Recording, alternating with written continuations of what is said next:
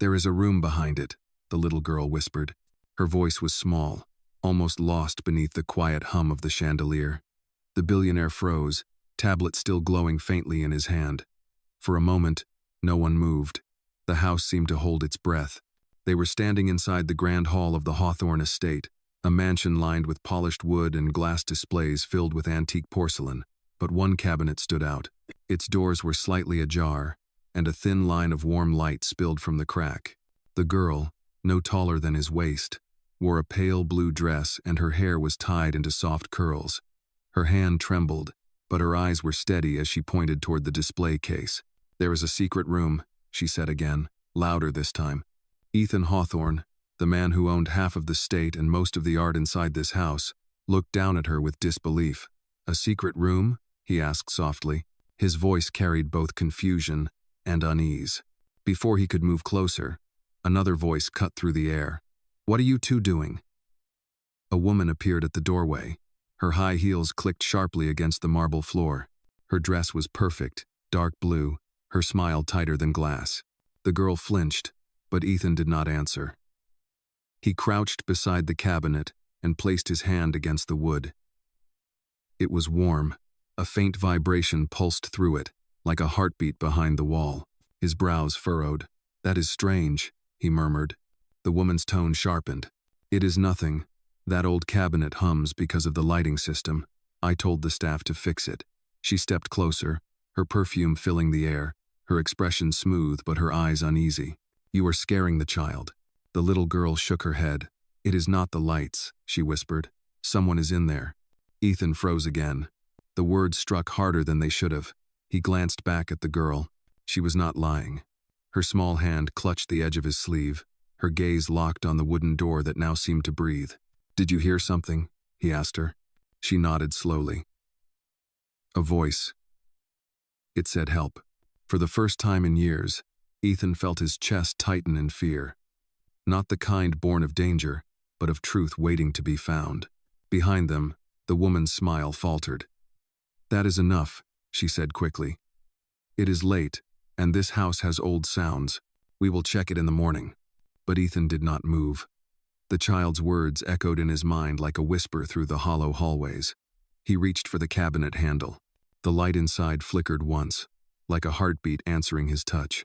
And somewhere in the silence that followed, a soft sound came again, 3 slow knocks from behind the wall. The girl's eyes widened. Ethan's breath caught. The chandelier above them flickered, and the mansion seemed to exhale. The echo of those 3 knocks lingered in the air like a heartbeat that refused to fade. Ethan Hawthorne stayed perfectly still, his hand frozen on the cabinet handle. The chandelier above him trembled, scattering light across the marble floor. The little girl pressed closer to him, her small hand clutching his sleeve. "What was that?" he asked quietly, though he already knew what she would say. "The voice," she whispered. "It is asking for help again." Behind them, the woman in the blue dress let out a nervous laugh that did not sound human. "That is enough," she said quickly. "Old houses make old noises. You are frightening her with these silly ideas." Ethan turned toward her, his expression calm but distant. "Her name is Maya," he said softly. "And she is not the one who is frightened." Maya looked up at him, wide-eyed, unsure if she had done something wrong. The woman crossed her arms. "You found her at the gallery today," she said sharply. "She should not even be here. The restoration event was for investors, not children." Ethan ignored her tone. "She was lost," he replied.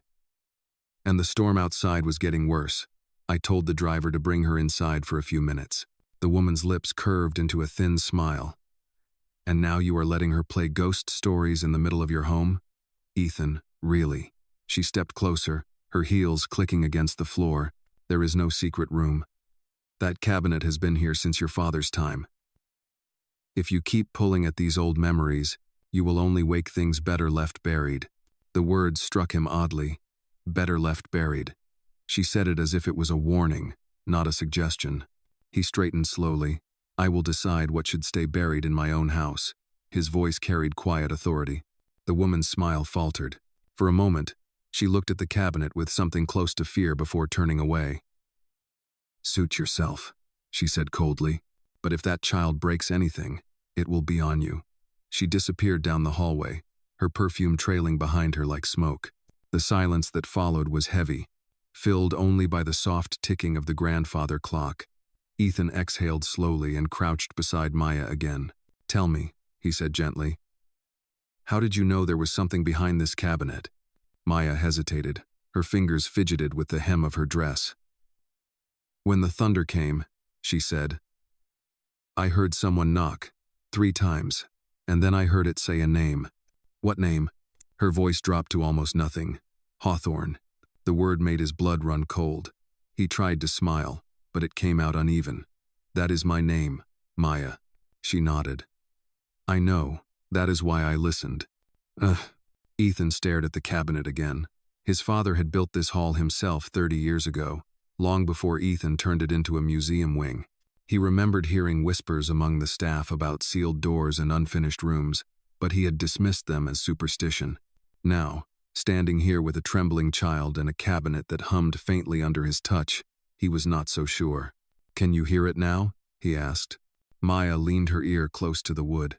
The light inside had dimmed, but a soft warmth still pulsed from within, like breath behind a curtain. "It stopped," she whispered. "Maybe it knows you are listening." He tried to laugh, but it came out hollow.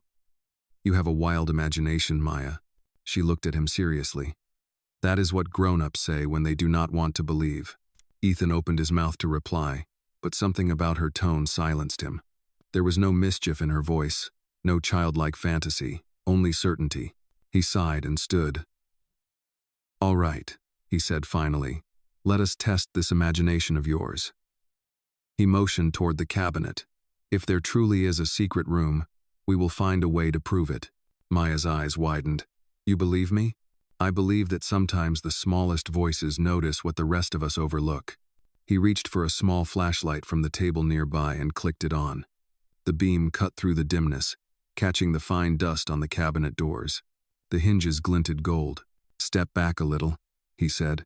She obeyed, her hands clasped tightly in front of her. He tapped the wood, listening for hollow spots. 1, 2, 3. On the third tap, the sound changed, duller, deeper. He frowned and pressed again.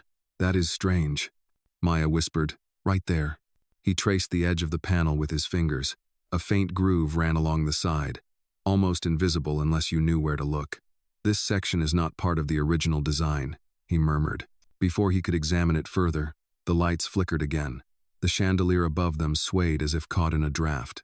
"Sir," came a voice from the hallway. It was Martin, his longtime butler, stepping carefully into the room.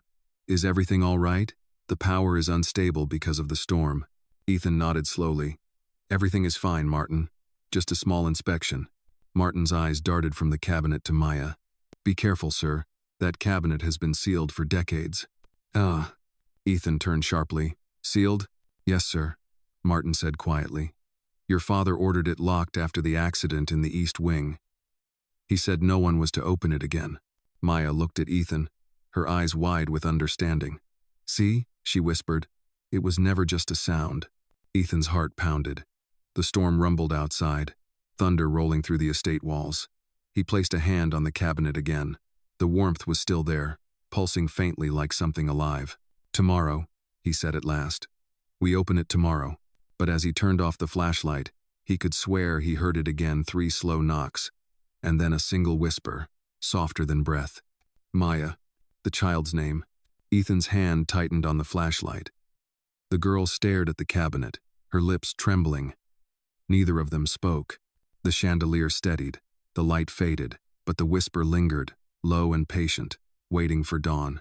Morning came wrapped in gray mist and the smell of wet earth. The storm had passed, but the clouds still hung low over the Hawthorne estate. Ethan Hawthorne stood at the base of the grand staircase, his thoughts heavy and his coffee untouched. He had barely slept. Every time he closed his eyes, he heard those 3 knocks and the soft voice that had spoken Maya's name. Maya sat quietly on the couch across from him.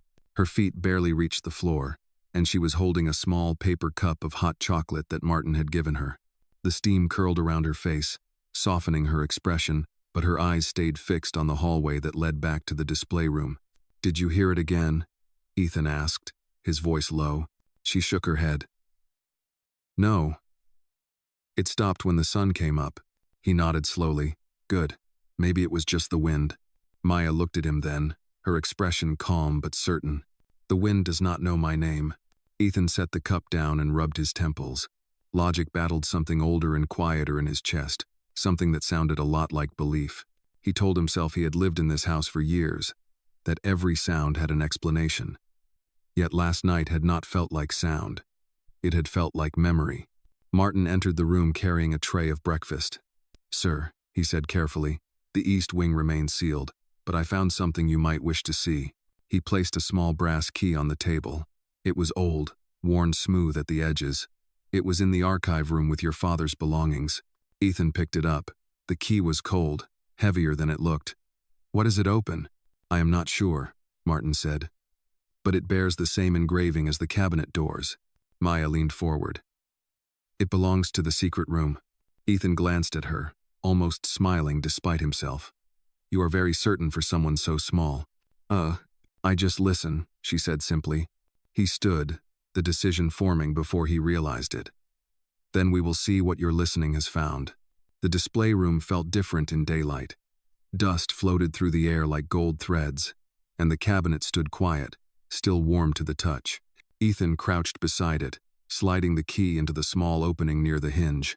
It turned with a soft click, a sound that made the room feel smaller somehow. The latch gave way. The door moved slightly, but not enough to open. Ethan pushed harder, and a faint creak followed. Inside, there was darkness, a deep, cool void that seemed to swallow the light. Martin stepped forward. Sir, perhaps we should wait for the restoration team. It might not be safe. Ethan hesitated. Then he handed Martin the flashlight. Shine it here. The beam cut through the darkness. Behind the first layer of shelves, there was a narrow gap in the wood, just wide enough for an arm to fit through. Maya moved closer, peering over his shoulder. Something glinted inside, a flash of silver among the dust. There, she said softly. Ethan reached in and pulled out a small metallic object covered in cobwebs. It was a locket. He wiped it gently with a handkerchief, revealing an engraving. Two initials intertwined, H and A. He frowned. Helen Hawthorne, my mother. Maya's eyes widened. Why was it hidden? Before he could answer, the woman from last night entered the room. Her heels clicked sharply against the marble, her face pale. Ethan, what on earth are you doing? He stood holding up the locket. Do you know this? She froze for a fraction of a second, just long enough for him to notice. Your mother's things were moved years ago, she said smoothly. Perhaps the staff misplaced it. Misplaced behind a locked cabinet? His voice was quiet but edged. Why was this sealed? She crossed her arms, regaining her composure. Because your father wanted it that way. Some memories do not belong in the light. Ethan studied her face. You were here when he died. Yes, she said. I managed the household. And did you seal this cabinet yourself? Her jaw tightened. Ethan, this is ridiculous. You are listening to a child who barely knows where she is. Maya stepped forward, her voice soft but firm. I know what I heard. Someone called for help. The woman turned sharply toward her. Enough. You are imagining things. Ethan raised a hand. Do not speak to her like that. The woman blinked, surprised by the sudden authority in his tone. For a long moment, no one spoke. The air thickened. Then she exhaled sharply and turned on her heel. Fine. If you want ghosts, look for them yourself. But when this foolishness ruins your reputation, do not say I did not warn you. She walked out, her perfume fading down the corridor. Ethan turned back to the cabinet. The key still hung in the lock, gleaming faintly. He placed the locket on the table and looked at Maya. You said you heard a voice. Do you remember what it sounded like? Maya thought for a moment. It was soft, like someone tired of waiting. He nodded slowly. Then we should not keep it waiting any longer. Martin hesitated. Sir, if this leads to the east wing, the damage from the fire might still be unstable. Ethan looked at him.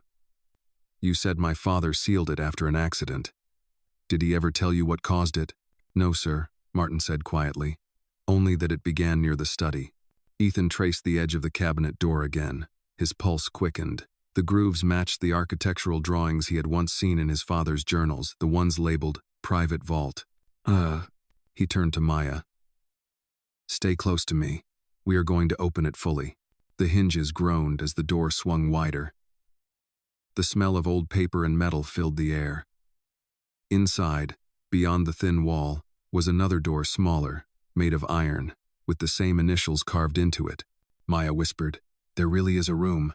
Ethan stared at the door, the truth settling over him like a shadow. "Yes," he said quietly. "And someone wanted it to stay hidden." Outside, thunder rolled again even though the sky was clear. The chandelier swayed slightly. The air seemed to hum. Ethan looked down at Maya, and for the first time, he did not see a frightened child. He saw the only person brave enough to tell him the truth. He took a deep breath. "Let us find out what my family was hiding." The afternoon light filtered through the tall windows, turning the marble floor into soft gold. The cabinet now stood open, its heavy wooden doors spread like wings, revealing the narrow iron door hidden behind it. The air around it felt cooler, as if the years sealed inside had changed the very temperature of the room. Ethan Hawthorne stood before the opening, hands clasped behind his back, eyes fixed on the iron door. The engraving two entwined initials, H and A, caught the sunlight and gleamed faintly. Maya stood beside him, clutching the locket they had found. The metal was warm in her small hand, as if it remembered who it once belonged to. Martin lingered a few steps behind, watching both of them with quiet worry. "Sir," he said softly, "the door is rusted. It might not open easily." Ethan nodded. "Then we will start slowly. I only want to see what is inside." He knelt and examined the hinges. Years of dust had gathered there, but beneath it was the faint outline of another keyhole smaller than the one on the cabinet. He tried the brass key, but it was too large. Maya leaned closer, her eyes scanning the frame. "There is something stuck in that crack," she whispered. Ethan looked where she pointed. With the tip of a letter opener, he pried out a folded piece of parchment, yellowed and brittle with age. The paper tore slightly as it came free. Inside was a short note written in faded ink. "If you open this door, remember what was lost." No name, no date, only those 7 words. Ethan stared at it for a long time. "My father wrote this," he said quietly. "I recognized the handwriting." Maya looked up at him. "Maybe he wanted you to find it." Before Ethan could answer, the sound of footsteps echoed in the hallway. Sharp, deliberate, impatient. The woman in the blue dress appeared again, her expression tight, her eyes darting to the open cabinet. "I told you to leave that alone," she said, her voice cold. "You are letting a child drag you into madness." "Oh," Ethan straightened slowly. "This is my house, my family, my decision." She stepped closer, ignoring Maya completely. "You do not know what you are doing. That door was sealed for a reason." Ethan's eyes narrowed. "Then perhaps you can tell me the reason." Her lips parted, but no words came. For a heartbeat, her composure cracked, and Ethan saw fear flash across her face, real fear, not anger. "What happened in this house?" he asked quietly. She shook her head. "You do not want to know." I think I do." The silence that followed was long enough for Maya to shift nervously, the locket clinking against her fingers. Ethan waited, his voice even but firm. "You worked for my father for years. You were here when the East Wing burned. Tell me what you saw." The woman glanced toward the door as if it might come alive. "Your father was a brilliant man," she said finally, her tone brittle. "But he kept things from the world. He said some truths destroy more than lies ever could." Ethan took a step closer. "You are avoiding the question." She exhaled shakily. "There was an accident. A machine. Something your mother designed. It went wrong." He sealed the room and swore no one would ever open it again. Maya's eyes widened. "His wife built a machine?" The woman nodded once. "An invention. She said it could record light and memory, a way to hold on to moments forever. But when the fire started, she was inside the study. The flames reached faster than anyone could move." "Hi." Ethan's throat tightened. "You mean my mother died because of that machine?" "She died trying to save what it contained," the woman said. "Your father never forgave himself. He sealed everything, the door, the papers, the memories. He said some ghosts were better left alone. Ethan turned toward the iron door again. And yet, someone called to Maya last night. Someone who said my name. The woman's face drained of color. You heard it too? He nodded. So you do not think she imagined it? Her voice trembled for the first time. I thought I was dreaming, but yes, I heard something. A voice. It said the same thing your mother used to say when you were small. Maya looked between them. What did she say? The woman's eyes glistened. She said, "Remember the light." The words hung in the air like a forgotten prayer. Ethan swallowed hard. Then maybe she left that light behind. He turned to Martin. Bring me the smaller key box from the study. The one marked private archive. Martin hesitated, then nodded and left the room. When he was gone, Ethan faced the woman again. You can leave if you wish, but I am opening that door. She shook her head slowly. You are repeating his mistake. He looked at Maya, who stood quietly, her eyes steady. Or maybe I am finishing what he could not. The woman opened her mouth to argue but stopped. Something in his expression silenced her. She turned and walked toward the exit. Do not say I did not warn you, she whispered before disappearing into the hallway. Moments later, Martin returned with a small wooden box.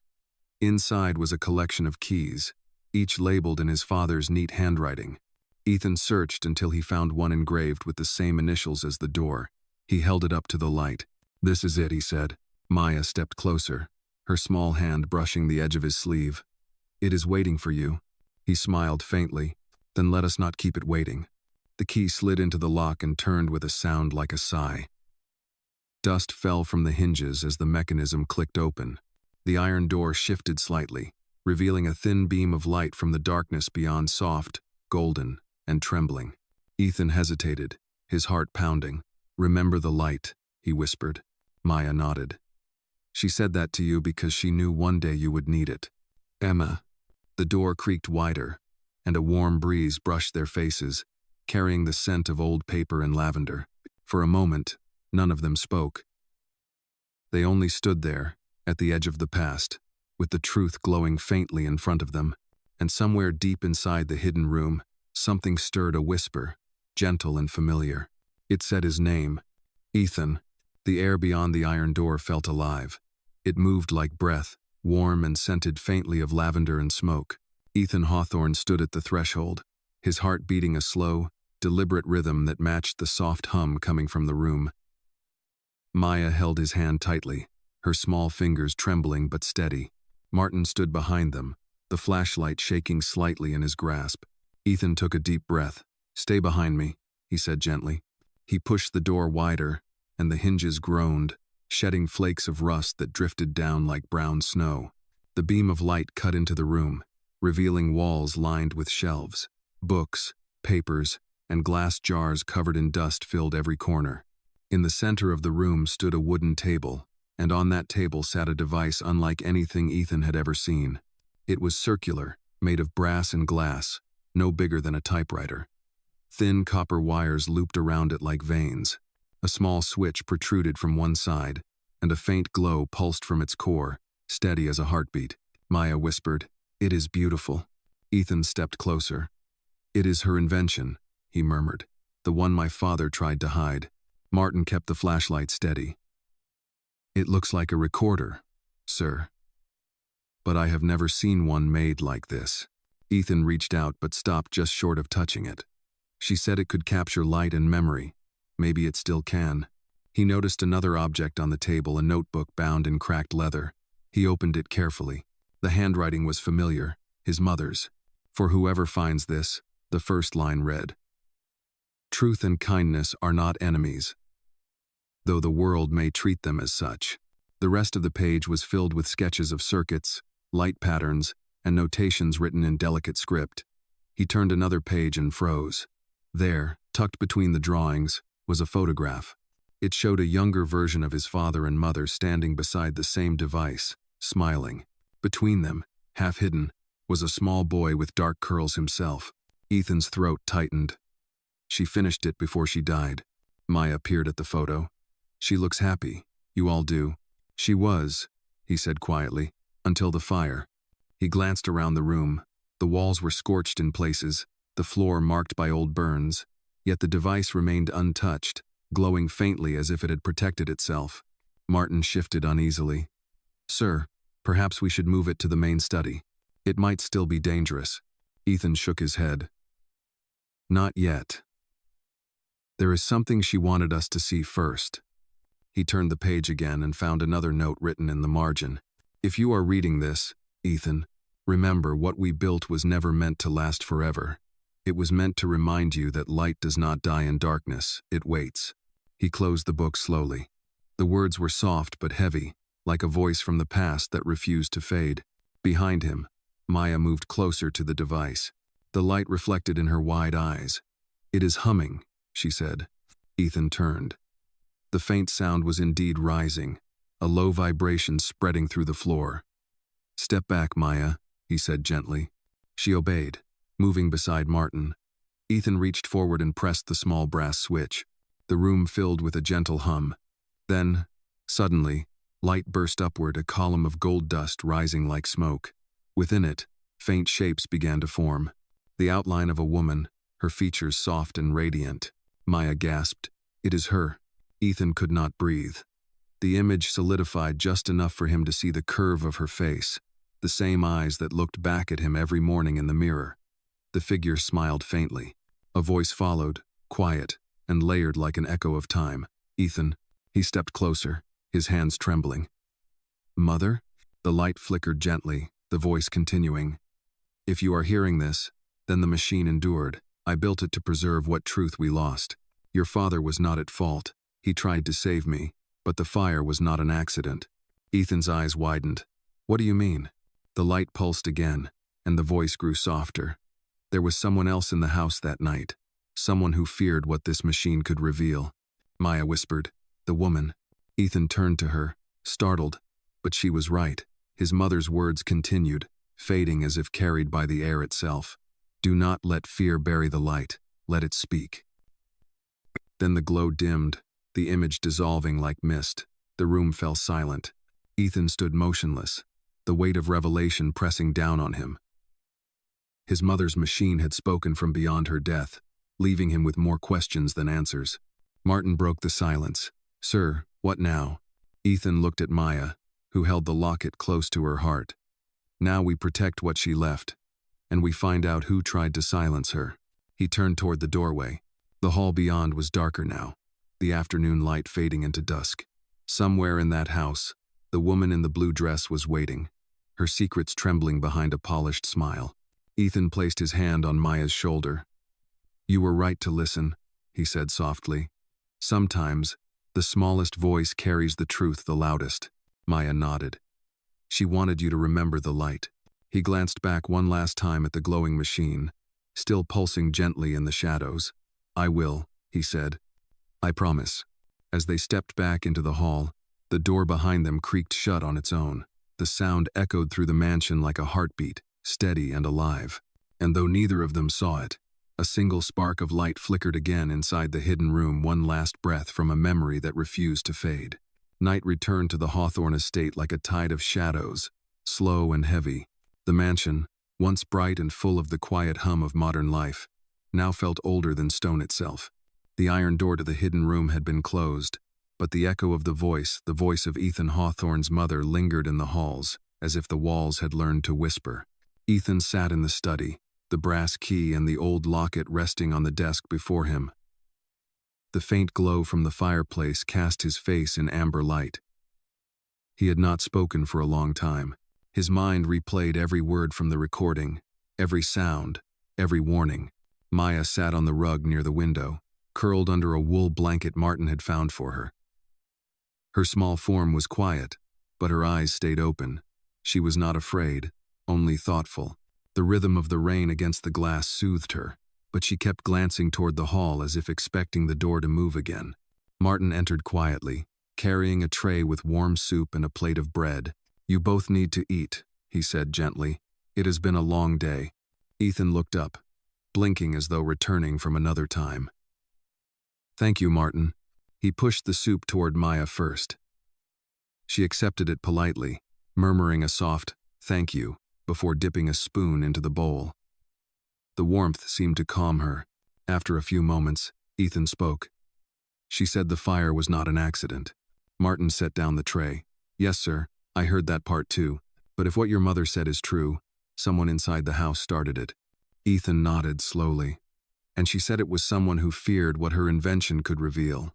He turned the locket over in his hand. The metal felt warmer than before, as if holding memory itself. "That means whoever caused the fire is still trying to keep the truth hidden." Maya looked up. "The woman," she said quietly. "Ethan met her chaza. You think it was her?" "She was scared when you opened the door," Maya replied. "She knew what was inside before you did." Martin frowned. "The housekeeper has been here for decades, sir. It is hard to imagine she could have—" Ethan interrupted softly. "Fear makes people do strange things, Martin." He leaned back, staring into the fire. "If my mother's invention could record memory and light, then maybe it recorded what happened that night." Maya's eyes widened. "Like a camera. Something far more advanced," Ethan said. "She wanted to capture truth itself. If the device still works, there might be another memory inside it." The clock on the wall ticked softly, its rhythm steady against the rain. Martin glanced toward the hallway. "Then we must secure that room. If the woman knows what you found, she might try to destroy it." Ethan nodded. "You are right." He stood, buttoning his jacket. "I will lock the hidden door from the inside. We will move the device to the vault in the morning." Martin hesitated. "Should I go with you, sir?" Ethan shook his head. "No. Stay with Maya. She should not be alone." Maya started to protest, but his calm expression silenced her. "You will be safe here," he said. "I will only be a few minutes." She nodded reluctantly. "Be careful." Ethan gave her a small smile before taking the lantern from the table. The flame flickered as he walked down the long corridor. The shadows followed him, stretching along the walls like memories. When he disappeared from view, Maya turned to Martin. "Do you believe in ghosts?" she asked softly. He sighed. "I believe in love that refuses to fade, child. Sometimes that looks like a ghost." Maya thought about that for a long time, her eyes drifting toward the closed door. The house creaked gently, the way old buildings do when they remember. Minutes passed. The rain softened. Then came a sound that made them both sit up, the distant echo of shattering glass. Martin stood immediately. "Stay here." Maya shook her head. "No, please. Something is wrong." Before he could stop her, she ran from the study, her blanket falling to the floor. Her small feet moved quickly across the marble, her curls bouncing as she turned the corner. The light from the hallway lanterns flickered wildly. She followed the sound to the display room. The iron door stood open again, swinging slightly as if caught by wind. Inside, Ethan was not there. "Mr. Hawthorne?" she called softly. No answer. The hum of the machine had returned, faint but alive. Its glow spilled across the floor like liquid gold. Martin arrived seconds later, his breath uneven. "He must have gone inside," he said. "Stay behind me." They entered carefully. The room smelled faintly of burnt metal. On the floor lay Ethan's lantern, its glass cracked but still glowing weakly. Maya spotted something near the table, a small envelope sealed with red wax. Her name was written across it in Ethan's handwriting. She picked it up with trembling hands. Martin leaned closer. "What is it?" She opened it slowly. Inside was a short note. "If I am not back by dawn, do not open the machine again. The truth must survive, not the danger." Maya looked at the device. The glow pulsed faster now, as if it could feel her gaze. "He went inside the light," she whispered. Martin frowned. "What do you mean?" She pointed at the machine. "It was brighter before." He touched it. Then there was a sound like thunder, but inside the room. Martin's face paled. "We must close this door." He stepped forward, pulling gently at the iron handle, but before he could shut it, a voice floated out, faint, strained, and unmistakable. "Martin, Maya, stay away." It was Ethan's voice. Maya gasped. "He is alive." Martin stared into the golden light, his expression torn between awe and fear. "Or trapped," he murmured. The hum deepened, filling the room with vibration. Dust fell from the ceiling. Martin grabbed Maya's hand. "We need to go, now." She resisted, her voice breaking. "We cannot leave him. We will find a way," he said firmly, "but not like this." They stepped back into the hall, closing the iron door behind them. The glow dimmed, leaving only silence. Maya pressed the locket to her chest, whispering the same words Ethan's mother once said. "Remember the light."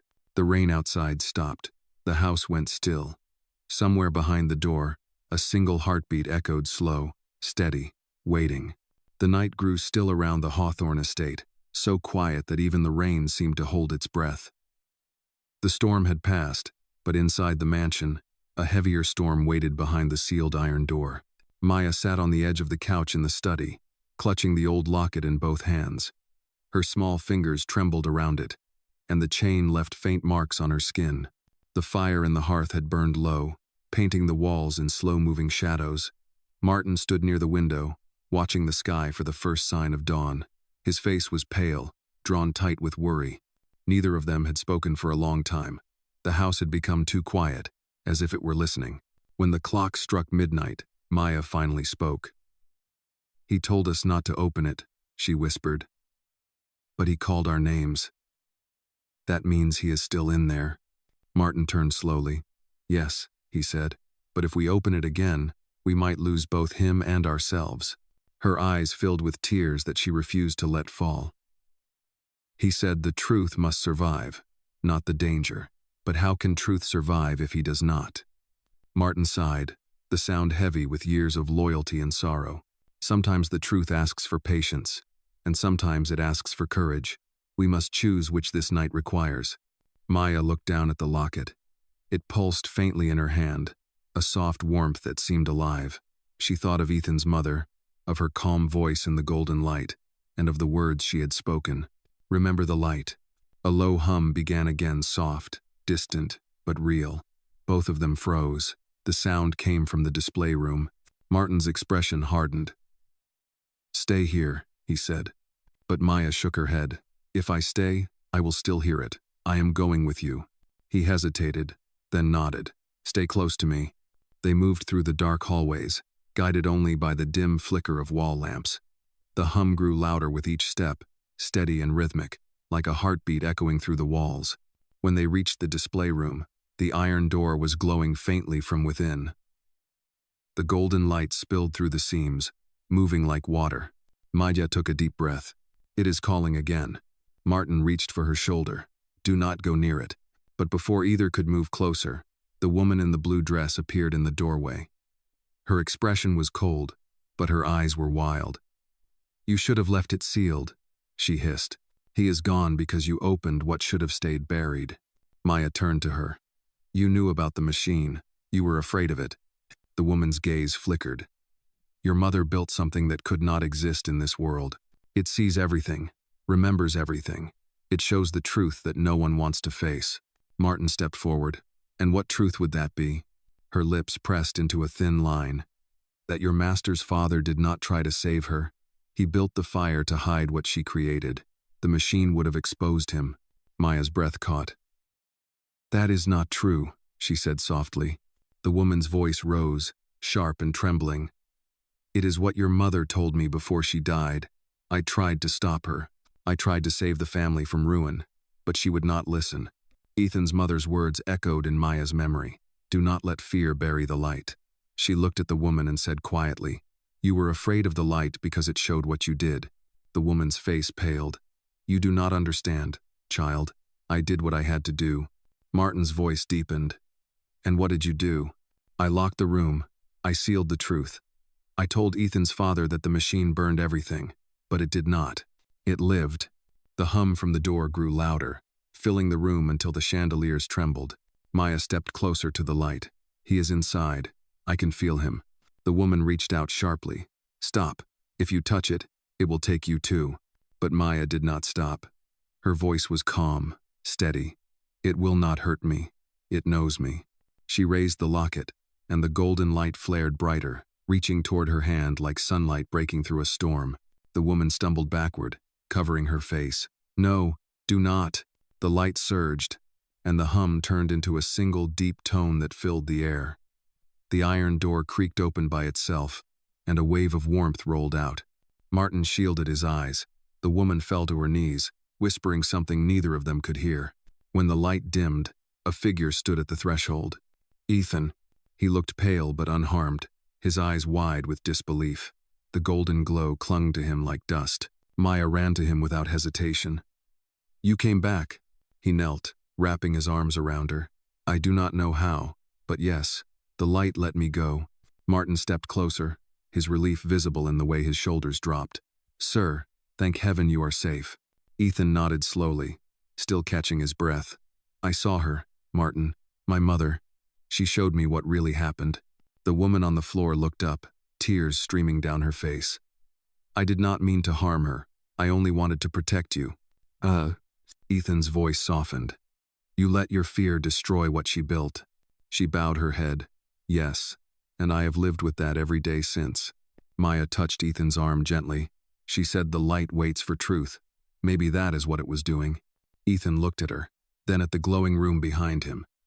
"Maybe you are right." The light faded slowly until the room was still again. The machine no longer hummed. It rested, quiet, like a heart finally at peace. Ethan turned to Martin and Maya. "Tomorrow we will tell the world what she created. The truth will not stay buried any longer." Outside, the first light of dawn touched the windows, washing the marble floor in pale gold. The night had kept its promise. The light had waited. And for the first time since the fire, the Hawthorne estate felt alive again. The morning sun broke through the gray clouds, spilling soft light across the Hawthorne estate. The mansion, once shadowed by secrets, seemed to breathe again. Yet beneath that calm surface, something uneasy stirred, like an echo that refused to fade. Ethan Hawthorne stood in the main hall, staring at the newspaper he held in one hand. The headline read, "Billionaire heir discovers secret invention hidden for decades." It was already spreading. His mother's name, Helen Hawthorne, was once again spoken in the world. The truth was no longer buried. Maya sat at the edge of the marble stairs, her small hands wrapped around a cup of warm milk. The morning light caught in her curls. She was quiet, watching the way dust swirled in the air, the way the house seemed less haunted now. Martin entered, carrying a box filled with old folders and papers rescued from the secret room. "Sir," he said, setting it on the table, "these are what we could recover. Many of them were burned at the edges, but some pages are still intact." Ethan looked up. "Good. We will restore every word. The world deserves to know what she built." Martin nodded, but there was worry in his eyes. "It will also raise questions, sir, about the fire, about your father, about what really happened that night." Ethan sighed, folding the newspaper. "The truth has already waited too long. Whatever comes, we will face it." Maya spoke softly. "She would be proud of you." He smiled faintly at her. "I hope so, Maya. You were the one who made me listen." Before anyone could reply, the faint sound of an engine drifted through the morning air. Tires crunched on gravel outside the front gates. Martin moved to the window. "There is a car approaching, sir. Black, government plates." Ethan frowned. They wasted no time. A few minutes later, two men in dark suits stood at the door. They introduced themselves as representatives from the Federal Technology Commission. Their voices were polite, but their eyes scanned the hall like predators searching for prey. "We have been informed," one of them said, "that a device of unknown origin was found within this property. For the safety of the public, we are here to take custody of it."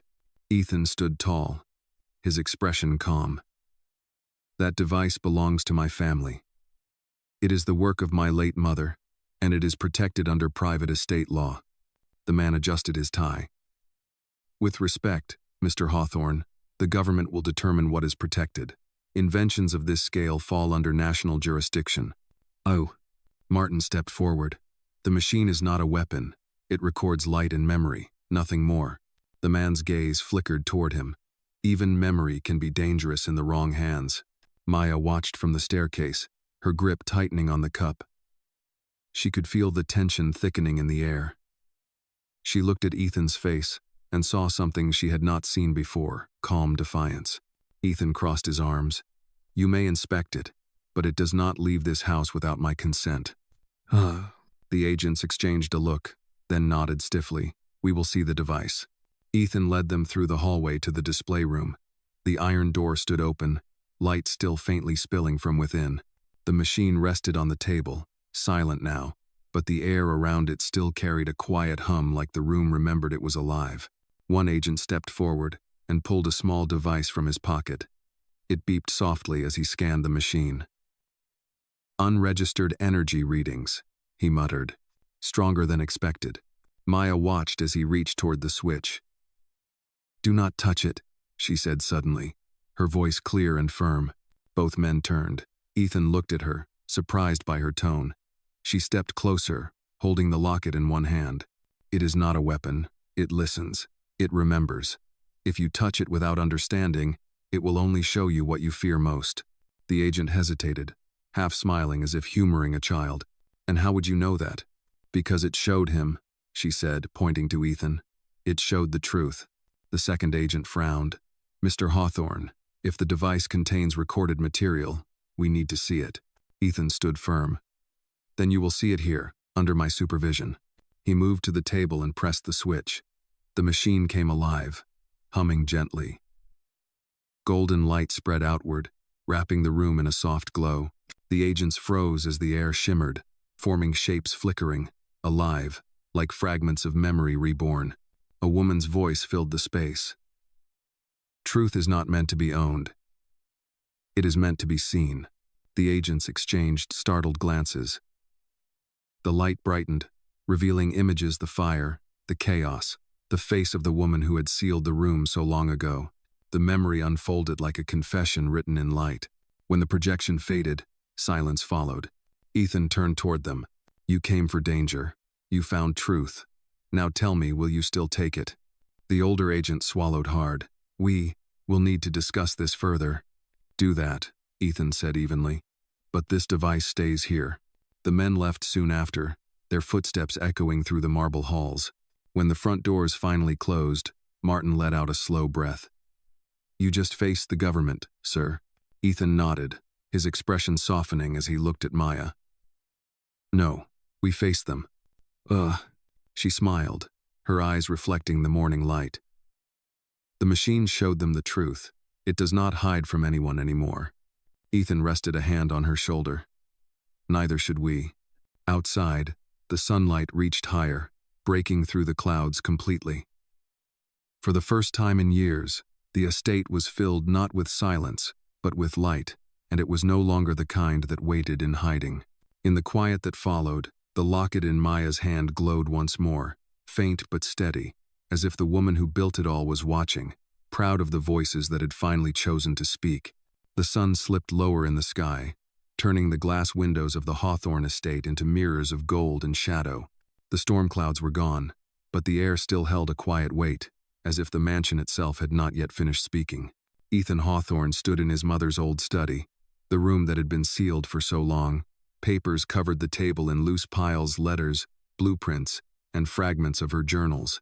The device rested on a separate desk under glass, now silent and still. He had turned it off after the government agents left, promising himself that it would not be touched again until every secret inside it had been understood. Martin entered quietly with 2 cups of coffee. "Sir, you have not eaten since morning," he said. "You should rest." Ethan looked up and managed a tired smile. "Rest is a luxury I cannot afford." "Not yet." Martin set one of the cups near him. "The agents will be back. You know that, yes?" "Yes," Ethan said softly. "But next time, they will come for more than curiosity. They will come for control." He turned a page from one of the notebooks. In the margins, written in his mother's elegant hand, was a single line: "Truth is not owned, it is shared." The words lingered in his mind. Outside the room, Maya sat cross-legged in the hallway, sketching quietly on a sheet of paper. She had been drawing since the morning: faces, lights, patterns, things that had stayed in her memory from the glowing room. Every few minutes she would glance toward the study door, listening for Ethan's voice, then return to her pencil. She had drawn Ethan's mother again, this time surrounded by golden lines that looked like threads of sunlight. Under the portrait, she had written carefully in large letters, she remembered everything. When Ethan stepped out of the study, she looked up at him immediately. "Are they coming back?" she asked. He nodded. "Most likely." "Will they take it?" "Not if I can help it." Maya's eyes drifted to the closed study door. It is quiet now, but it feels like it is waiting for something. Ugh. Ethan crouched beside her. Maybe it is waiting for us to understand it completely. My mother built something powerful. She believed that light and truth could heal. But the same truth can also scare people. Maya tilted her head. Do you think that is why the woman was afraid of it? Yes, Ethan said. Because once truth appears, no one can hide behind lies. They both turned as Martin approached from the hall. He held a small envelope in his hand. This was left by the front door, he said. No name, just this. Ethan took it carefully. Inside was a single piece of paper with typed words. You have what does not belong to you. Return the device, or the child will not be safe. The color drained from his face. Maya saw the change and froze. What does it say? Ethan folded the note quickly. Nothing you need to worry about. But Martin had already read the fear in his expression. Sir, whoever sent that knows about her. Oh, Ethan's voice was steady, but his jaw tightened. They will not touch her. Maya stood up. It is because of me, right? Because I heard it first. He shook his head. No, Maya. It is because you listened when everyone else was afraid to. That is not something to regret. Still, she looked frightened. Ethan knelt, placing both hands gently on her shoulders. You are safe here, he said. No one will hurt you. Do you understand? She nodded slowly. Martin took the note and studied it again. It was typed on an old machine. No fingerprints. Whoever did this knows how to cover their trail. Ethan's eyes darkened. Then they have been here before. The three of them stood in silence for a long moment. The sun had already begun to set, and the house filled with long, soft shadows. The hum of evening cicadas crept through the air. Finally, Ethan spoke. We will move the device tonight, not to the vault here somewhere safer. Where will we take it? Martin asked. To the Hawthorne Foundation, Ethan said. It is still in my name. The lab has sealed chambers built for prototypes. No one can reach it there. Maya frowned. But what if the machine does not want to move? It feels like part of the house. Ethan looked at her kindly. Machines do not have feelings, Maya. She looked back toward the study. This one does. He wanted to argue, but something about her quiet certainty stopped him. He exhaled slowly. Then we will be careful. They began preparing as the evening deepened. Martin packed the notebooks into protective cases, while Ethan covered the device with a layer of soft fabric. Maya stood nearby, holding the lantern that cast a warm glow over the floor. When they were ready, Ethan lifted the machine from the desk. It was heavier than he remembered, its brass surface cool against his hands. The light inside flickered once, as if acknowledging the movement. Easy now, Martin said. We will take it through the back entrance. They moved together down the hallway, their footsteps quiet. The house was silent, but the kind of silence that listens. When they reached the rear door, Maya suddenly stopped. Wait, she whispered. Someone is outside. Ethan froze. Through the frosted glass, a shadow moved across the porch, slow, deliberate. Martin whispered, We have been watched. Ethan set the machine down carefully and motioned for Maya to step behind him. The door creaked slightly as the handle turned from the other side. A woman's voice came through, soft but strained. Ethan, it is me. It was the same voice that had once warned him to stop, the same one that had sealed the secret room, the woman in the blue dress. Maya's eyes widened. She came back. Ethan's expression hardened. Open it, Martin. The door swung open. The woman stood there in the fading light, raincoat clinging to her shoulders, eyes tired and filled with something that looked like guilt. They will come for you tonight, she said. The ones who sent that note, they know the machine's power. You must hide it, and you must leave this house. Ethan stared at her. Why should I believe you now? Because I tried to bury the truth once, she whispered, and it nearly destroyed all of us. For a long moment, no one spoke. The only sound was the slow ticking of the clock in the hall. Then Ethan nodded. Then help me protect it. The woman's eyes filled with tears. I will. And as darkness fell completely, the four of them, Ethan, Martin, Maya, and the woman who had once hidden everything, prepared to face the night together. The truth had been found, but now they would learn what it cost to keep it alive. Night returned to the Hawthorne estate with the slow certainty of something ancient and watchful. Outside, fog rolled across the hills, swallowing the long driveway and the iron gates. Inside the mansion, the golden lights were dimmed, leaving only a few lamps burning like small guardians of the truth they now carried. Ethan Hawthorne stood in the grand hallway, his hands resting on the crate that held his mother's invention. The device was sealed inside, wrapped carefully in layers of linen and steel mesh. Yet even through the covering, he could feel it humming, faint but alive, like a heart that refused to die. Martin stood beside him, fastening the locks on the crate. The woman in the raincoat, the same woman who once kept the secret buried, waited near the door, her face pale, her eyes haunted. Maya sat quietly on the steps of the staircase, clutching the locket in both hands.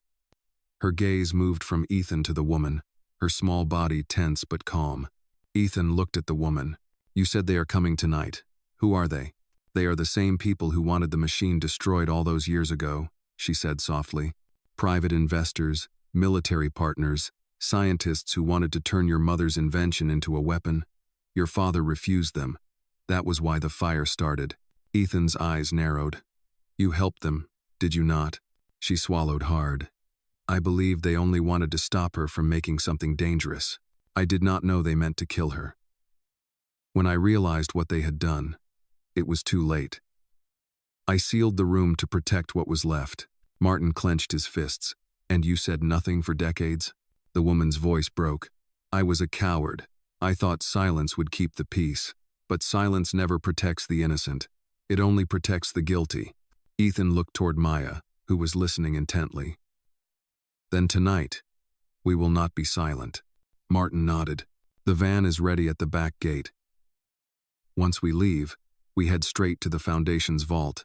It is guarded, and no one can access it without your authorization." Ethan lifted the crate carefully. "Maya stays between us at all times." The girl stood, still clutching the locket. "I can walk. I am not scared." Ethan smiled faintly. "I know you are not."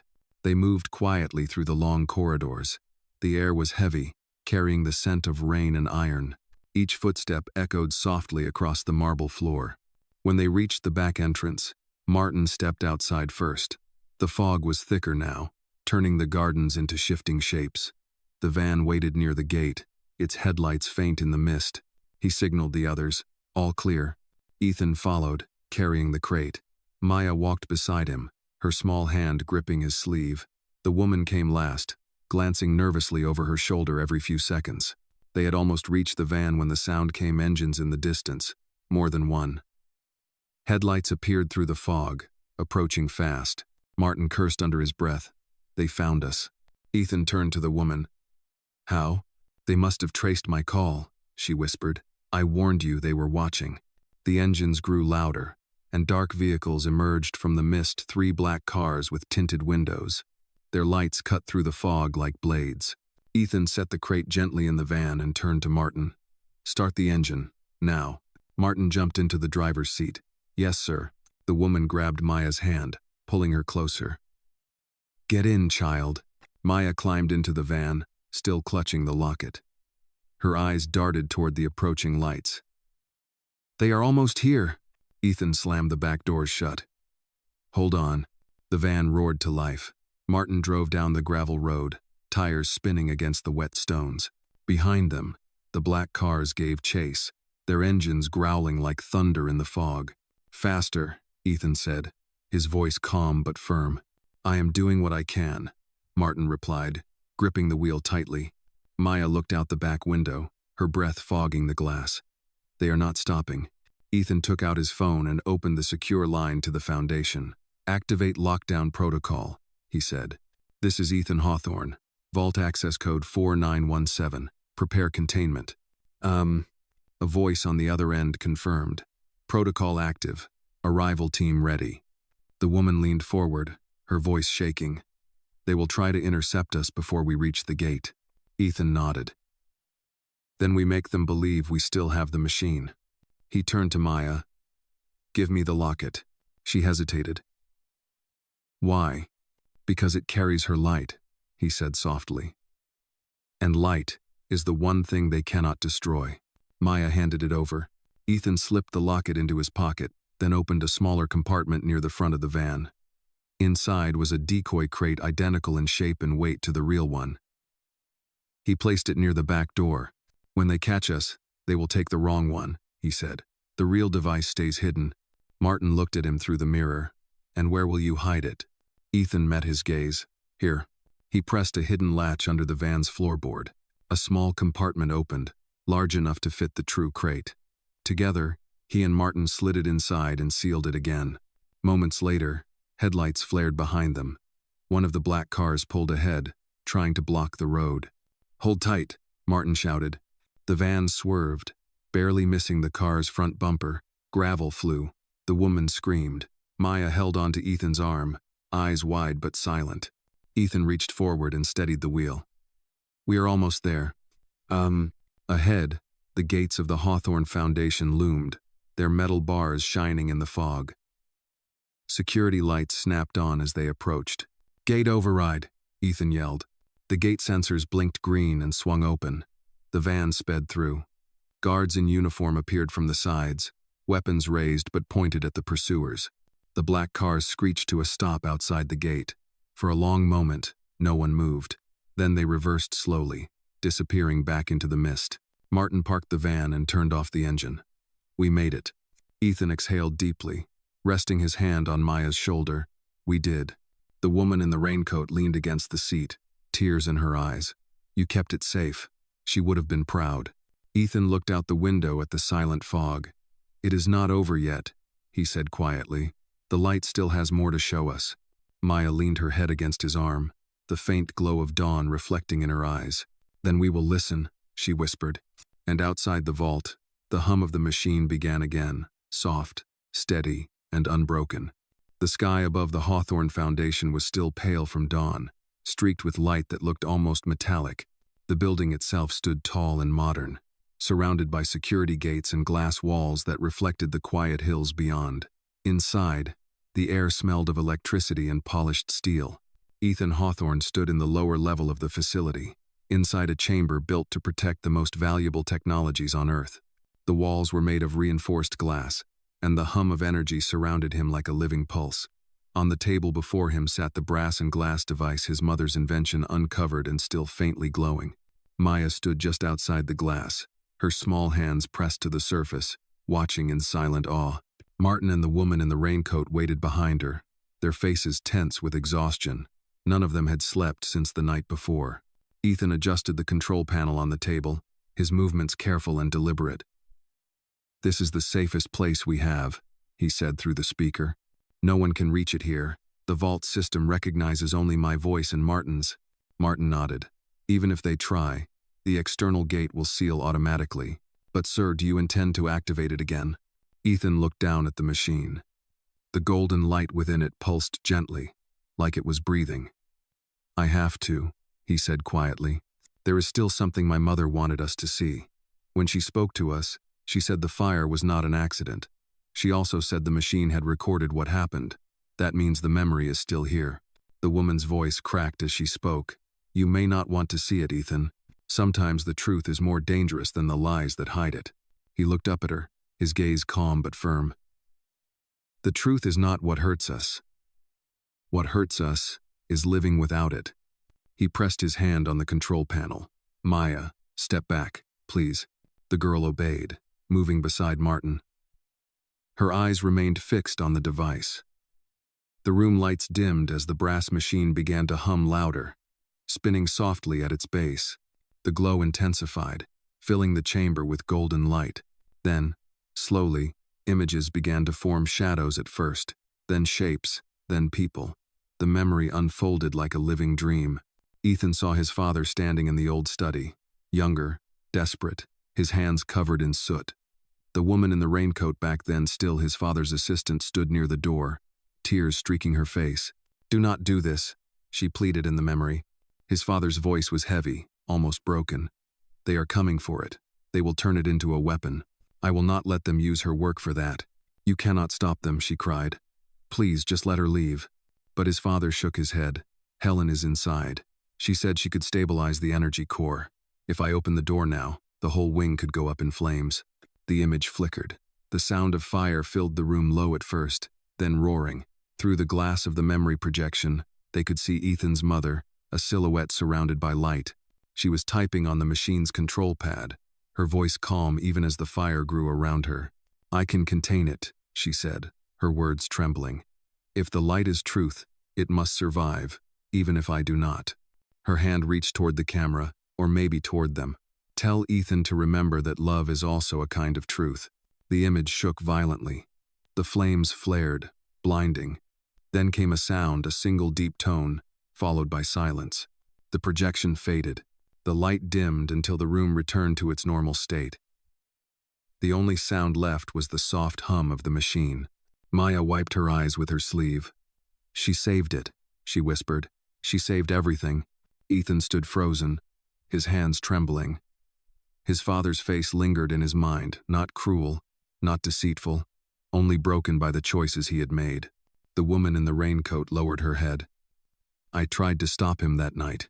I thought he was the one who started the fire. But now I see he was trying to stop it from spreading. I blamed him for her death all these years." Ethan looked at her. "And you blamed yourself too." She nodded slowly, tears streaming down her cheeks. "I locked the room, thinking I was protecting your family's name, but I was only burying the truth." Martin exhaled shakily. "And now the truth is free." Maya looked up at Ethan. "What will you do now?" He turned to the glass, staring at the machine. The faint glow inside it flickered, softer now, almost peaceful. "She built this to remember light," he said. "It does not just record memory, it preserves intention. It holds what people felt when they were at their most honest. That is why it cannot be used as a weapon. It does not understand hate. It only understands love." Maya smiled faintly. "That means it understands her." "Oh, yes," he said, his voice quiet but steady. "And now, it understands us." The machine pulsed once more, a slow, golden heartbeat, and then went still. Ethan turned to Martin. "Seal the vault. From this moment forward, the device stays here under my family's name. If anyone asks what it is, we tell them it is an archive of light." Martin nodded, entering the command code. The thick glass doors began to slide shut with a low hum. Before the chamber sealed completely, Maya pressed her small hand to the glass. "Good night," she whispered to the machine. The golden light flared one last time, as if answering her. Then the vault locked with a metallic click. The woman in the raincoat stepped closer to Ethan. "You did what your parents could not, you ended the hiding." He looked at her, eyes calm. "No," he said. "We all did." They stood in silence for a moment, the four of them, each breathing easier for the first time in years. Outside, sunlight broke through the morning haze, flooding the glass walls of the foundation with light. It caught the reflection of Maya's face as she smiled softly. Ethan looked down at her and said, "She believed truth and kindness were never enemies. I think she was right." Maya nodded. "Then we have to keep them together." He smiled. "We will." And as the morning light poured through the glass and settled over them, it felt less like an ending and more like the world taking its first honest breath. By the following afternoon, calm had returned to the Hawthorne Foundation, but the calm felt fragile, like a pause before a storm rather than peace after one. The vault now held Ethan's mother's invention in its deepest chamber, sealed and surrounded by the quiet hum of security systems that never slept. Ethan Hawthorne stood in his office, staring out the large glass window that overlooked the valley below. The city shimmered faintly in the distance, but his thoughts were far from its towers. The image of his mother's final words, "Love is also a kind of truth," played again and again in his mind. Behind him, Maya sat at a long wooden table with a notebook open in front of her. She was drawing the golden light, the one that had once filled the secret room. Every few minutes, she looked up at Ethan as if checking whether he was still real. Martin entered, carrying a folder marked security reports. His usual composure was replaced with quiet concern. "Sir," he said, setting the folder down, "the agents from the commission have requested another meeting. They claim it is a matter of public safety." Ethan did not turn from the window. "And do they still believe that truth is dangerous?" Martin hesitated. "They did not say those words exactly, but I suspect that is what they mean."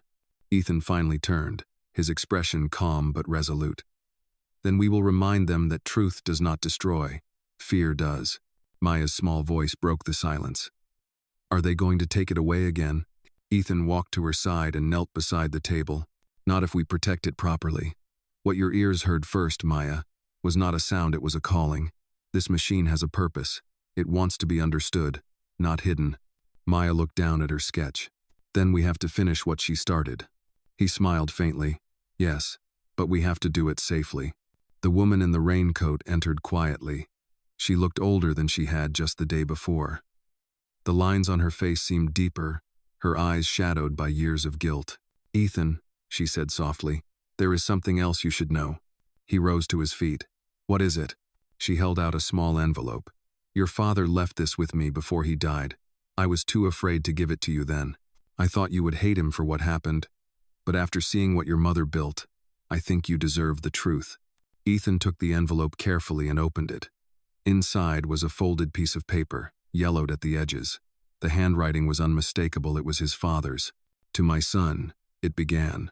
If you ever find this, know that I tried to protect what your mother made. The fire was not an accident. It was a cover. The men who wanted her work were powerful. I destroyed the laboratory so they would believe it was gone. Your mother did not die in the flames. She stayed to protect the memory. Her voice will guide you when I no longer can. Ethan read the letter twice before lowering it slowly. She did not die, he whispered. The woman nodded. I think she became part of what she created. That machine holds more than light. It holds consciousness, hers, perhaps, or what she wanted the world to remember about her. Maya looked up, her eyes wide. That means she is still alive inside. Ethan's voice softened. Maybe not alive the way we are, but alive in the light she built. Martin frowned thoughtfully. If that is true, then the machine is more than invention. It is a legacy that thinks and remembers. Ethan nodded slowly. Then we must learn from it, not fear it. Before they could continue, the intercom crackled. A guard's voice came through, tense and urgent. Mr. Hawthorne, there is movement outside the compound. Multiple vehicles approaching from the east gate. They are not responding to our calls. Ethan's calm broke for the first time. How many? 5 cars, sir. Unmarked. They are forcing the gate. Martin moved immediately. We have to move you to the lower level. Ethan turned to Maya. Stay close to me. The girl grabbed his hand without hesitation. Are they the same people from before? He nodded grimly. Most likely. The woman in the raincoat stepped forward. I can delay them. I still know their protocols. Ethan shook his head. No, you are not facing them alone. She looked at him with quiet conviction. You do not understand. I helped them once. That means I am the only one who can confuse them now. Before he could protest again, she reached into her coat and handed him a small keycard. If anything happens, use this to open the secondary vault. The machine can generate a containment field. It will protect you and the child. Oh, Maya, Ethan said firmly. Go with Martin. Do not look back. But Maya stood her ground. No, the machine listens to me. If you use it wrong, it might not work. Ethan looked down at her, recognizing the same courage that had first led her to whisper the truth. Then you stay beside me, but you do exactly as I say. The alarms began to sound low, distant, but unmistakable. Red lights flashed along the hallways. Martin guided them toward the lower vault, swiping his badge through the secure panels. Doors slid open with heavy metallic clicks. The sound of footsteps echoed through the halls above them. The woman turned back toward the entrance. Go, she shouted. Ethan glanced at her one last time. You do not have to do this. She gave a faint smile. Maybe this time, I do. Then she was gone, running toward the sound of the intruders. Ethan, Martin, and Maya reached the lower vault. The machine inside began to hum again, as if sensing what was happening above. The light shimmered through the cracks of its casing, glowing stronger, warmer. Maya pressed her hand to it gently. It knows, she whispered. Ethan placed the keycard into the console, then let it help us. The vault door sealed behind them. Outside, the alarms grew louder. Inside, the golden light spread across the room, pulsing in rhythm with their hearts. Maya's voice was steady, almost serene. She is protecting us. Ethan nodded. She always was. And as the light enveloped them, the foundation walls trembled. But the room within remained untouched, wrapped in a barrier of warmth, memory, and truth that refused to break. The walls of the Hawthorne Foundation shuddered as the intruders broke through the first security gate. The low alarm continued to pulse through the corridors like a heartbeat, warning of danger that was growing closer by the second. Inside the lower vault, the air was thick with golden light. Ethan Hawthorne stood at the center, one hand on the brass and glass machine his mother had created, the other holding tightly to Maya's small shoulder. Martin stood near the sealed door, listening to the muffled sounds of shouting and boots above them. "They have breached the first level," Martin said. "We will not have much time." Ethan nodded. "Then we use the time we have." He turned to Maya. "You said it listens to you. Do you feel it now?" Maya closed her eyes. The light from the machine flickered softly in rhythm with her breathing. "Yes," she whispered. "It is afraid." Ethan frowned. "Machines do not feel fear." Maya opened her eyes, meeting his. "This one does. It feels what people leave behind inside it. It remembers your mother's fear, your father's guilt, and your hope. It knows what is coming." The brass casing began to vibrate, a low hum filling the room. The energy around it grew stronger, forming a soft ring of light that hovered in the air. Martin stepped back, shielding his eyes. "Sir, it is activating itself." Ethan looked down at the console. "It is responding to her." The lights overhead flickered, and the temperature dropped slightly. Outside, a heavy explosion echoed through the upper levels of the foundation. Dust fell from the ceiling. Martin's voice rose. "They are inside the second level." Ethan clenched his jaw. "We hold the vault." He turned to Maya again. "If it can hear you, tell it to protect us." Maya placed both hands on the surface of the device. Her small fingers pressed against the smooth brass. The hum deepened, steady now, like a living heartbeat. She spoke softly, almost like she was whispering to a friend. "You do not have to be afraid. We are not here to take you. We are here to keep you safe, like she wanted. Please help us." For a long moment, nothing happened. Then the entire vault shifted. The light expanded outward, forming a shimmering dome that surrounded them. The walls turned translucent, glowing faintly with golden threads of energy. Martin's eyes widened. "Sir, look at this. The machine is generating a barrier." Ethan stared at the readings on the console. "It is drawing power from the foundation grid. It is using the building's energy system as a shield." Maya's face was pale but calm. "She built it to protect truth. It knows what danger looks like." Another explosion shook the ground. This time, the sound was closer. Through the barrier, faint shadows appeared on the outer walls, figures moving quickly with weapons drawn. Ethan stepped closer to Maya. "Stay behind me, no matter what happens." Martin pulled a communication radio from his belt. "Security Team Bravo, report." Static filled the line, followed by a faint voice. "Sir, they have neutralized most of the guards. We are falling back to the lower level." "Repeat." "Falling back." Martin lowered the radio. "They will be here any second." Ethan looked at the door. The metal began to groan under pressure. Sparks flew from the electronic locks. Then, with a loud crack, the door burst open. 5 men in dark tactical gear stormed in, their weapons raised. Their visors glinted under the golden light. But as soon as they stepped inside, the barrier flared, throwing them backward with a burst of energy that knocked them to the ground. "What is that?" one of them shouted. The leader pointed toward the machine. "The target is inside that light. Disable it." They fired short bursts of sound that seemed to vanish before reaching the barrier. The bullets melted mid-air, dissolving into golden dust. The men stumbled back, shouting in confusion. Ethan's voice was calm but firm. "You cannot harm it. You are wasting your time." The leader turned his weapon toward him. "We can still harm you." Before he could fire, the machine reacted again. A beam of soft light shot outward, surrounding Ethan and Maya completely. The leader froze. The air around them shimmered, and the sound of the alarm seemed to vanish. For a moment, time itself felt suspended. Maya looked up at the machine, her voice barely a whisper. "It is showing me something." Ethan knelt beside her. "What do you see?" She stared ahead, eyes wide and bright. "Your mother. She is standing in a field of light. She is not sad anymore. She says you have done what she could, not you taught truth to survive fear." Ethan's throat tightened. What else does she say? She says the light must be shared, not hidden. If you keep it locked away, it will die. The beam around them pulsed once more, then faded. The machine grew quiet again, and the barrier outside dimmed, leaving only faint traces of golden light on the walls. The men who had stormed in were gone. Only their weapons remained on the floor, scorched and silent. Martin stared at the empty doorway in disbelief. What just happened? Ethan took a deep breath. It protected itself and it showed us what comes next. He looked at Maya. She said the light must be shared. Maya nodded. That means you cannot keep it here anymore. Ethan rose slowly. Then we take it to the world. Martin frowned. You mean, reveal it publicly? Yes, Ethan said firmly. If people see what it can do, if they understand that it holds memories of truth and compassion, they will protect it. The only way to save it is to make it belong to everyone. The machine flickered softly, as if in agreement. Maya smiled. She would like that. Ethan looked down at her.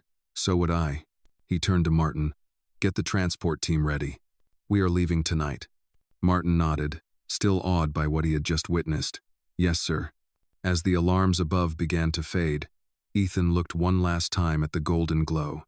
It was not just light anymore, it was life, memory, and forgiveness intertwined.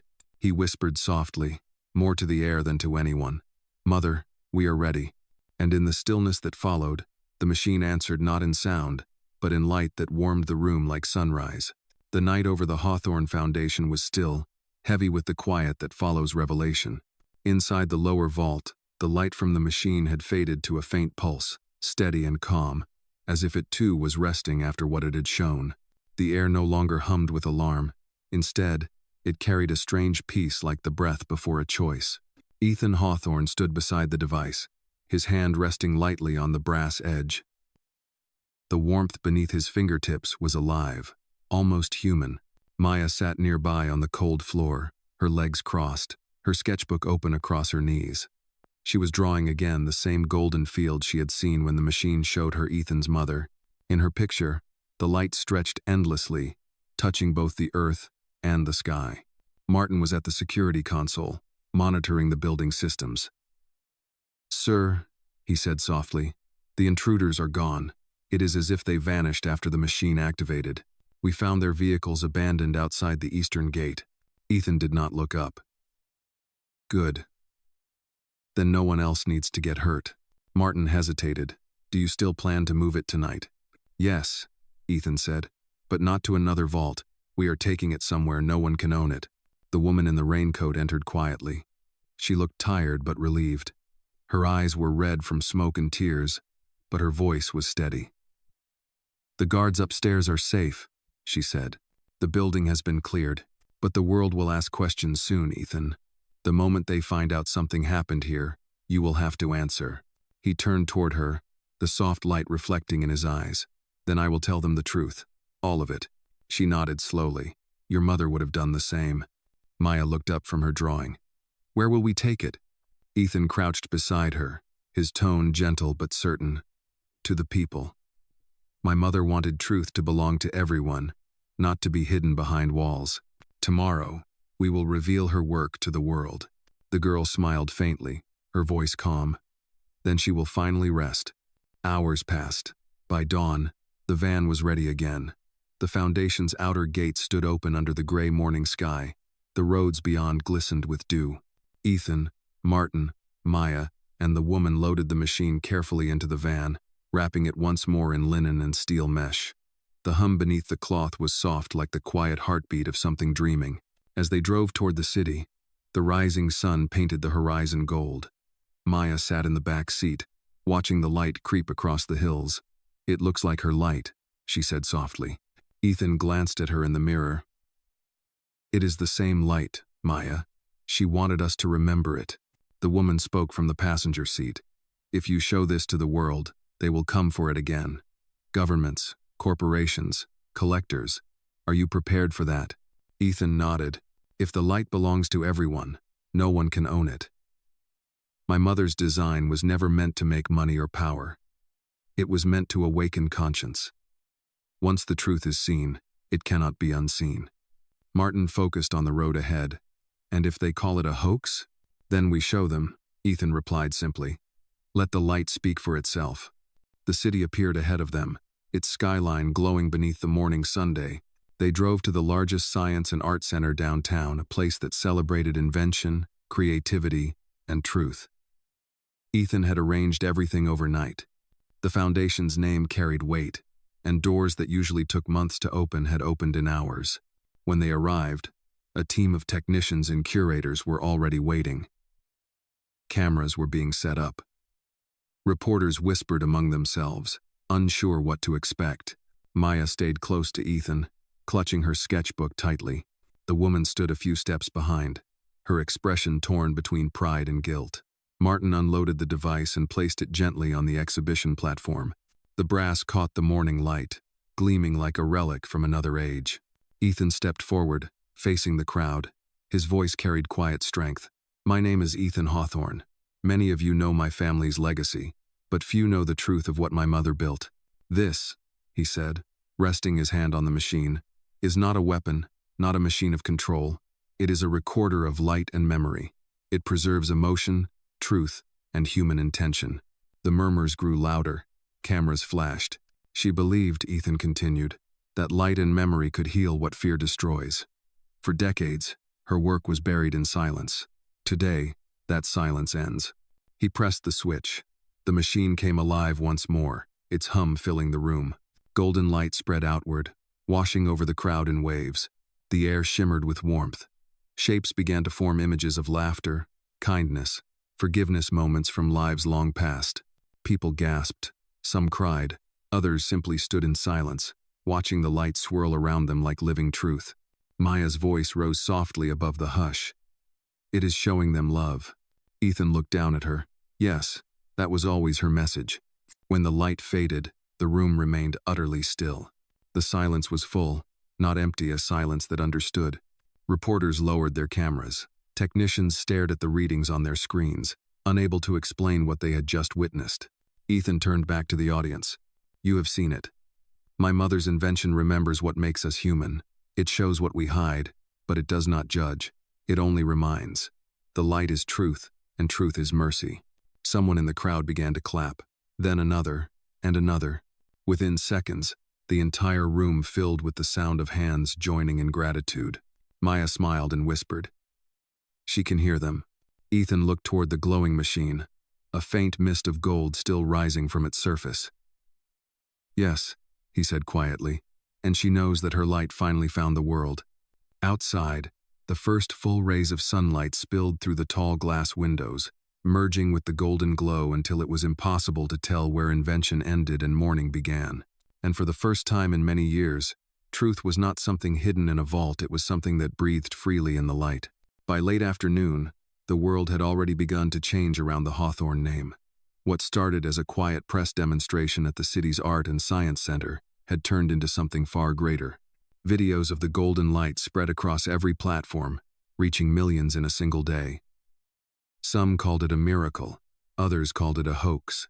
But for those who had been there in person, the memory of that warmth, the feeling of peace that the machine had given, was undeniable. Inside the exhibition hall, the device still stood at the center, now surrounded by transparent barriers and guards for protection. Yet the atmosphere was calm, almost reverent. People came not to touch, but to look, to feel. Ethan Hawthorne stood on the balcony overlooking the main floor. The light from the sunset poured through the glass walls, bathing everything in amber and gold. It felt fitting that the light itself had become part of his family's story again, not hidden in the shadows but reflected in every face below. Maya stood beside him, her sketchbook open as always. She was drawing the crowd this time, their faces turned upward toward the glow. Her pencil strokes were quick but gentle, full of life.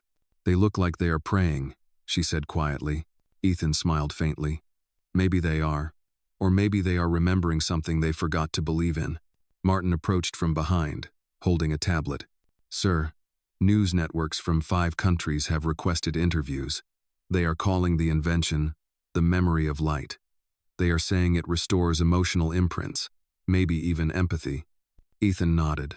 Then that is what it was always meant to do. Martin hesitated, but others are not happy.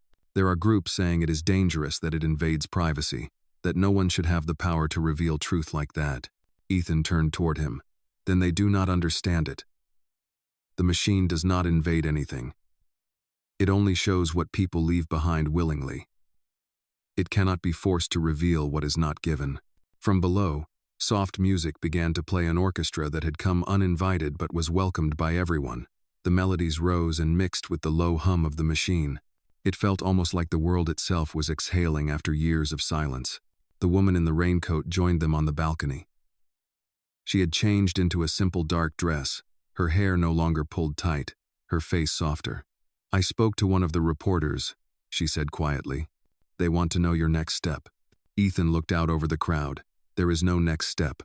My mother's message was not about progress or power. It was about remembering. We will not build more machines. We will let this one stand as it is." She nodded. "That is wise. Sometimes one truth is enough." Maya closed her sketchbook and leaned on the railing. "She would be proud of you," she said softly. Ethan turned to her, his voice low but warm. "She would be proud of you too. You were the one who found the door." Maya smiled shyly. "I only listened.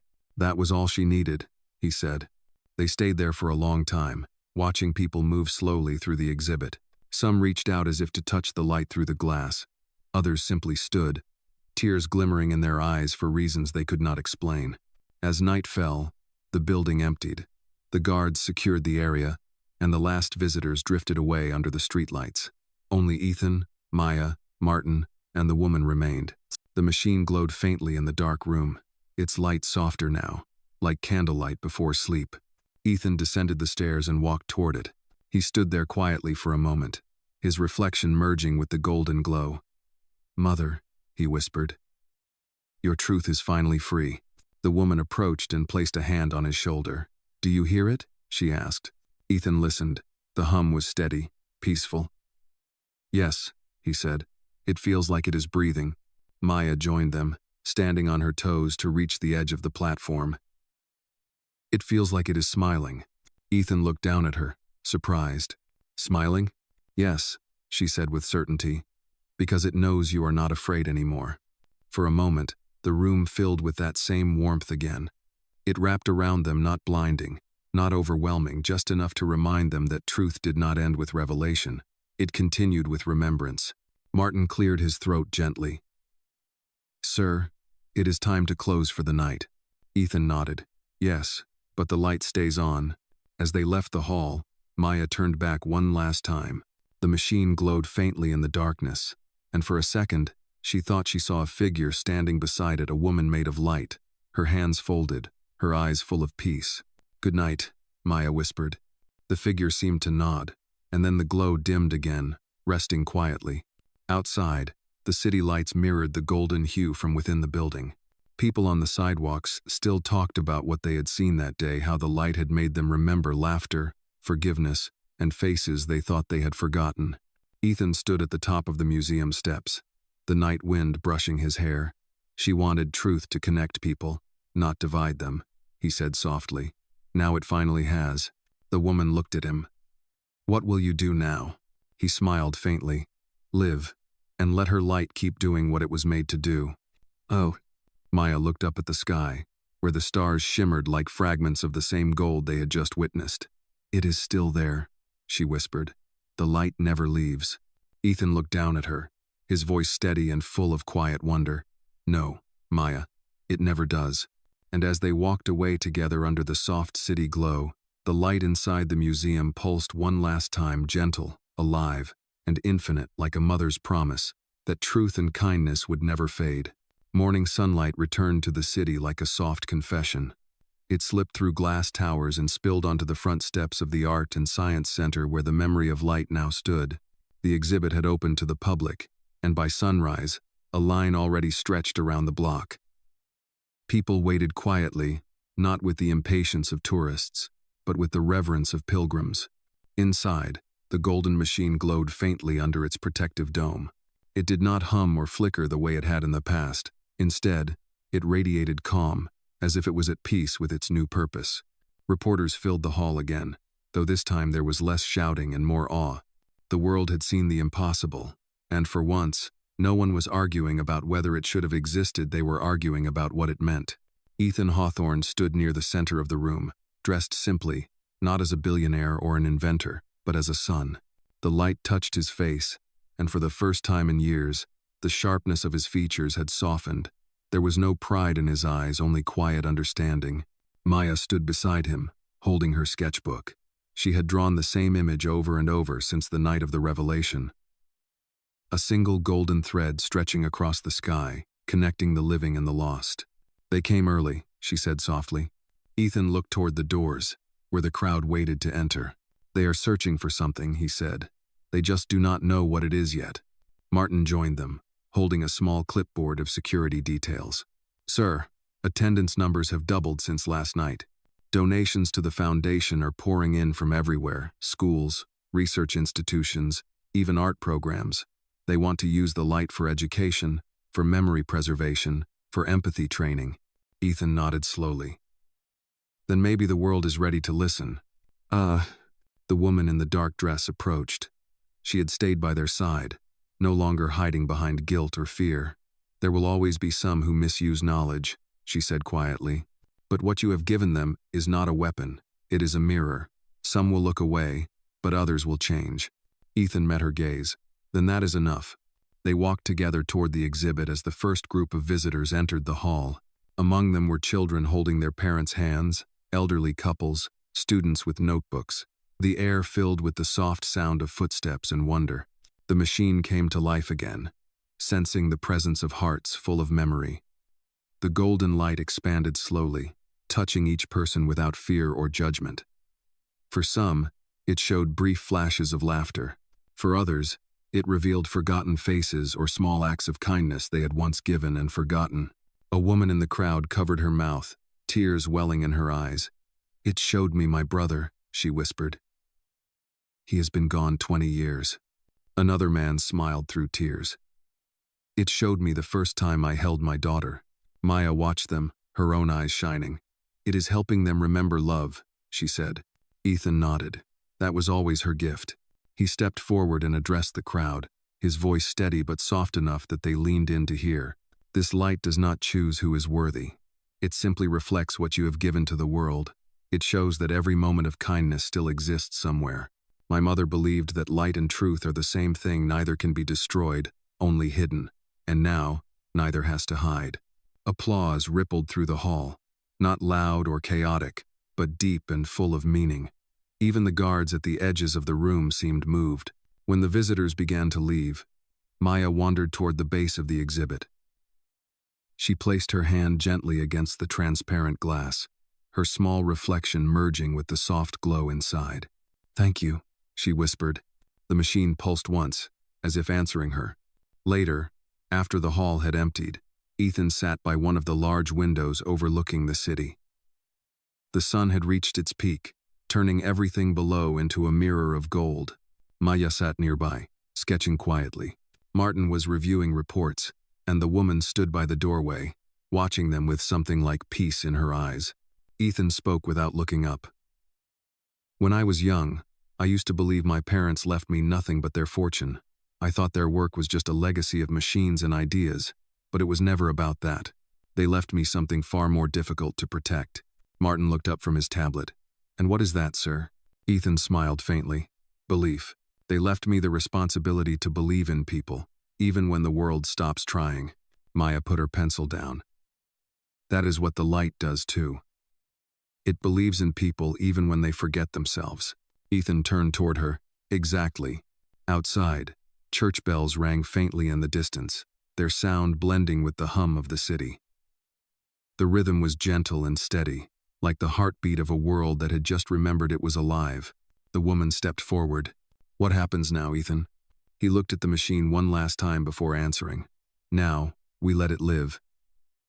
We do not guard it, and we do not worship it. We simply let it remind us of who we are." Maya closed her notebook and stood, slipping her small hand into his. "Can we go outside?" Ethan smiled. "Yes, I think the light has earned some sunlight of its own." They stepped out into the bright afternoon. The plaza outside was filled with people, some laughing, some silent, all of them carrying something new in their eyes. The light had changed them not into saints or heroes, but into people who remembered. As Maya lifted her face to the sun, she said quietly, "It feels the same as her light." Ethan looked down at her and nodded. "It is her light. It just needed the world to see it again." And as they stood there among the crowd, the sunlight touched them both, weaving across their faces like golden thread, unbroken, eternal, and free. The following weeks passed like a soft unfolding of dawn. The Memory of Light exhibit had become more than a scientific marvel. It had become a meeting place for the human heart. Every day, hundreds came and stood in front of the golden glow. Some wept, some smiled, some simply stood in silence, hands over their hearts, as if remembering something they had once known but forgotten long ago. Ethan Hawthorne visited every morning. He never announced himself, never stepped into the camera's light. He preferred to watch quietly from the upper gallery, where the golden reflections shimmered across the polished floor. Maya often stood beside him, holding her sketchbook close to her chest. Her drawings had changed. They were no longer pictures of light, but of people's faces she saw in the crowd, strangers whose emotions she seemed to understand. One morning, as sunlight poured through the tall windows, Maya turned to Ethan. "They look lighter now," she said softly. Ethan followed her gaze. "They do. It is as if the light is teaching them to let go of something heavy." Martin entered, carrying a folder and wearing his usual expression of quiet efficiency. "Sir," he said, "we have received an invitation from the United Nations. They want to discuss the humanitarian use of the technology. They believe it can help in reconciliation programs, in therapy, even in peace negotiations." Ethan smiled faintly. "That is a good sign. My mother would have wanted that. But there is more," Martin continued, his tone shifting. "Some governments are demanding that the device be moved to an international facility for safety. They are worried it is too powerful for one person or one nation to hold." Ethan leaned back in his chair, thoughtful. They are not wrong to worry. Power, even one born from truth, still tempts control. Maya looked up from her sketchbook. "But you will not let them take it, right?" He turned to her, his expression gentle. "If I could keep it safe forever, I would. But maybe safety is not what the light needs anymore. Maybe it needs to belong to everyone." The woman in the dark dress entered quietly. She had taken on a new role, not as a keeper of secrets but as an advisor, guiding the ethical discussions around the invention. "Ethan," she said, "if you share it, you will lose control over how it is used. You cannot predict what people will do with it." "I know," Ethan said, "but keeping it locked away would make me no better than those who once tried to destroy it." Maya closed her sketchbook and stood beside him. She said the light was meant to remind, not to rule. Maybe that is what it needs to do now. Ethan nodded slowly. "Yes, Maya, it is time." Later that day, they gathered in the main exhibition hall. The light glowed softly as if listening. Ethan stood before a circle of scientists, journalists, and ambassadors who had come to witness what he called the sharing of light. He began to speak, his voice calm but full of conviction. "When my mother built this machine, she did not create it for profit or for power. She created it so that truth could survive fear. For years, that truth was buried, but now it belongs to the world, not to a family name, not to a company, not to a country." He turned to the glass dome. "Today, we release the blueprint of her invention into public record. Every scientist, every thinker, every artist who wishes to learn from it will have that chance. What happens next is no longer mine to decide. It will belong to humanity." There was a long silence before applause filled the room. Cameras flashed, reporters scribbled notes, and some people simply wiped tears from their eyes. When the hall emptied, only the four of them remained: Ethan, Maya, Martin, and the woman in the dark dress. The machine continued to hum, its light gentle and steady. Maya stepped forward, placing her hand on the glass once more. "She is happy," she said softly. Ethan smiled. "She is free." Martin spoke from behind them. "The world will remember this day, sir." Ethan looked out the tall windows at the city beyond. "They will remember the light, not the name. And that is how it should be." That evening, as the sun sank over the city, a public broadcast was aired across the world. Ethan's message played in multiple languages. Truth does not belong to one, It belongs to all who dare to look at it. The light will live wherever there is kindness. In small villages and large cities, in classrooms and hospitals, people gathered around screens to watch. The golden glow filled their faces even from afar, and for a moment, borders and belief seemed to dissolve. Back inside the museum, the light pulsed one final time that night, brighter than it had ever been.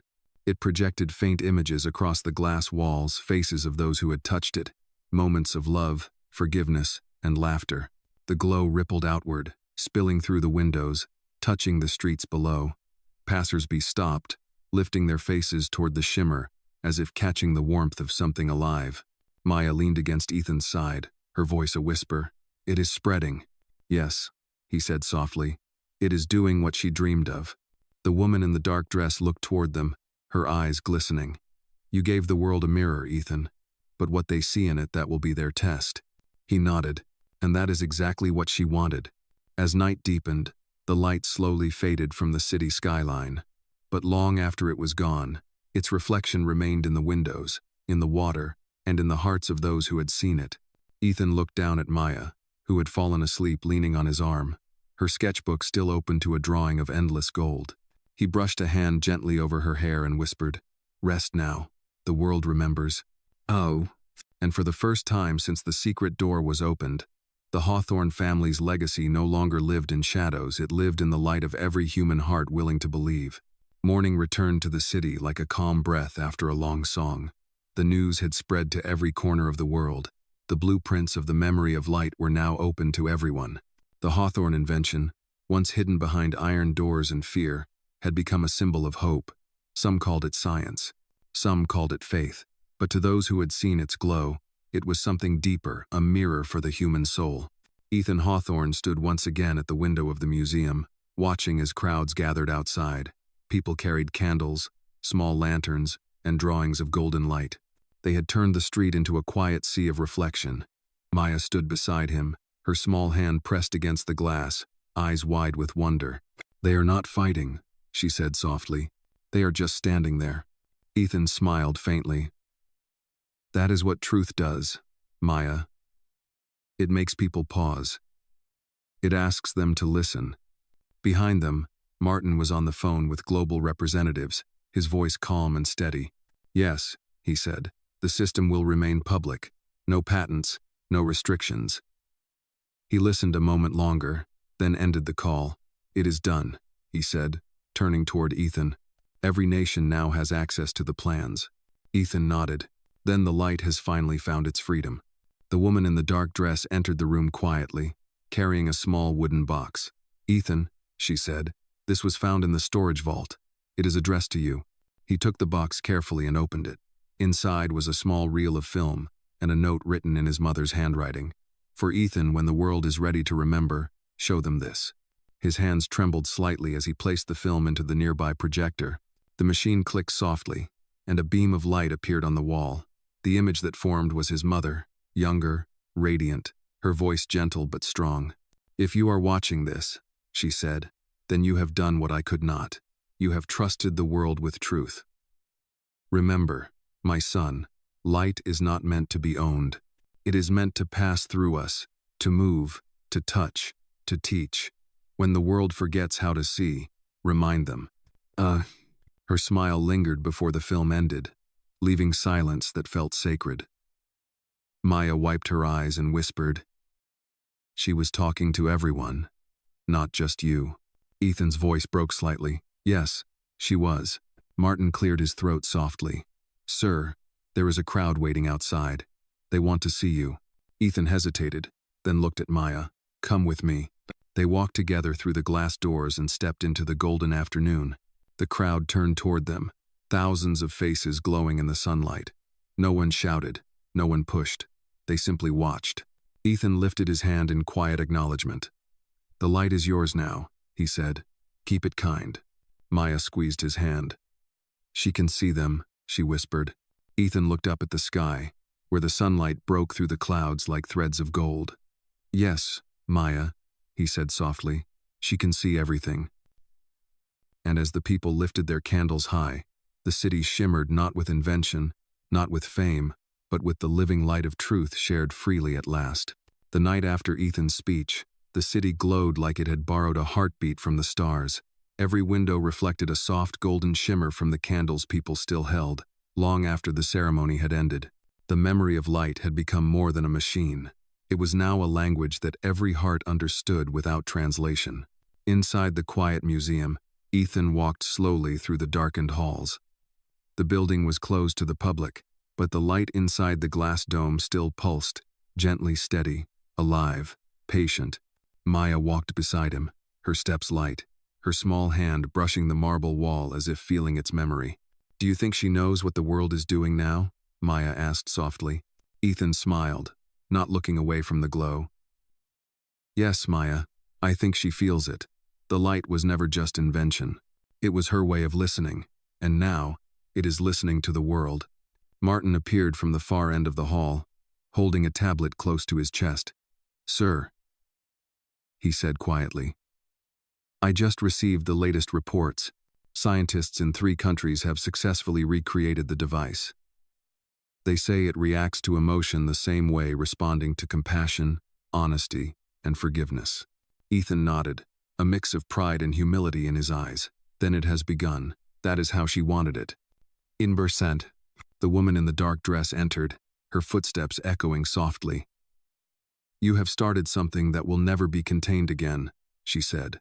"The light will travel from one person to another, like a story that refuses to die." Ethan looked at her with quiet gratitude. "That is all we ever hoped for." They reached the exhibit platform.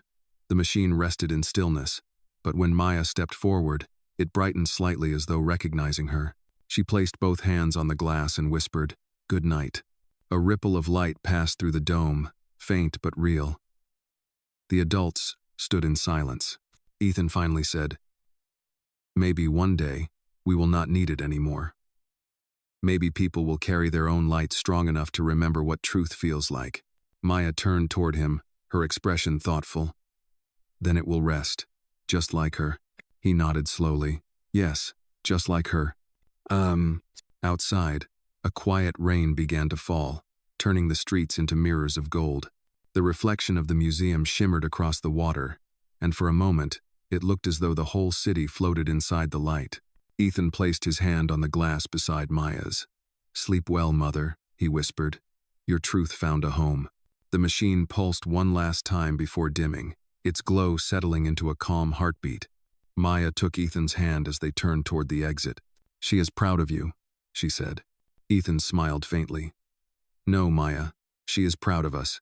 And as they stepped out into the rain, the world outside seemed softer, as if everything living, every drop, every shadow, every breath, had learned how to shine.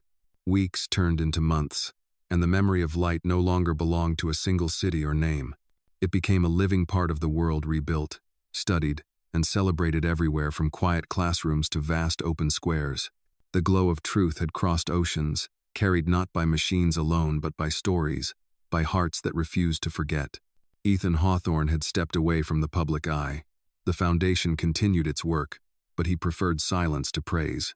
Most mornings, he visited the same hill where his parents were buried, overlooking the valley where the first machine had awakened. The wind there was always calm, carrying the scent of pine and distant rain. On one such morning, Maya walked beside him, holding her worn sketchbook against her chest. She was taller now, but her eyes still held that same quiet fire. She stopped by the headstone, where a single beam of sunlight fell perfectly across the engraved names. "She is here," Maya whispered. "The light always finds her." Ethan nodded, his gaze distant but peaceful. "Yes, she never really left." Maya knelt and opened her sketchbook to the very first drawing, the golden thread she had made the day they escaped the fire. The lines were faint, smudged from time, but they still shimmered under the Sunday. "It started from this," she said softly. Ethan smiled. "And it will keep going long after us." They stood in silence for a moment, listening to the breeze that seemed to hum faintly, like the echo of the machine's song. It was no longer a sound of sorrow but of completion, a quiet that held gratitude instead of grief. Martin approached from the path, his gray coat fluttering in the wind. "Sir," he said gently, "a message came from the United Nations this morning. They are naming the peace program after your mother. They are calling it the Light Accord. It will become part of global education. Ethan looked at him, the corners of his mouth lifting. Then her dream is now a promise. Maya's voice was barely above a whisper. Truth and kindness together. Yes, Ethan said. Always together. He looked down at Maya, the girl who had once whispered a warning that changed his life. You started all of this, Maya. You gave me courage when I had none left. She smiled, her eyes bright. You just needed someone to remind you to listen. He placed a hand on her shoulder. Then keep reminding the world. As they turned to leave, sunlight broke fully through the clouds. The valley below shimmered with gold, the same shade that had once filled the hidden room behind the display case. It no longer felt like a secret, it felt like a homecoming. Maya looked back one last time, her voice calm and certain. She is still watching. Ethan followed her gaze toward the horizon, where the light stretched endlessly across the sky. Yes, he said softly. And now, so is the world. The wind carried their words away, weaving them into the morning air. And for the first time, the story of truth, love, and redemption was no longer whispered in shadows, it lived openly in the light.